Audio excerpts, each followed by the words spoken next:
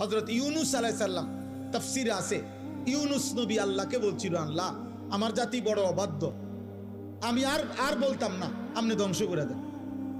তখন তাফসীর আছে ইউনুস আলাইহিস সালামকে আল্লাহ বলছিলেন, ওই যে এখানে একটা লোক মাটি দিয়া মাটির পাত্র বানাইছে অনেকগুলো, তুমি একটু তার কাছে যাও তো। কুমার আর কি, কুমার। ইউনুস আলাইহিস সালাম ওই লোকটার কাছে গেছেন। তা আল্লাহ বলছেন, ইউনুস ওই বেটারে শুধু একটা কথা বলো, যে সে যে এই মাটি দিয়ে মাটির পাতিল বানাইছে, এরকম তার হাতের বানানো একটি মাটির পাতিল ভেঙ্গে ফেলতে বলো, তারে ভাঙ্গে লাইতে। ইউনুস আলাইহিস সালাম বলছে, হে ভাই, আপনি আপনার বানানো এই মাটির পাতিল থেকে একটি পাতিল ভেঙ্গে ফেলেন। তখন ওই কুমার সে বলছে, এই মিয়া, আমার নিজের হাতের বানানো মাটির পাতিল আমি ভাঙবো কেন? বোকা নাকি আমি? কেন ভাঙবো? এত যত্ন করে আমি বানাইছি।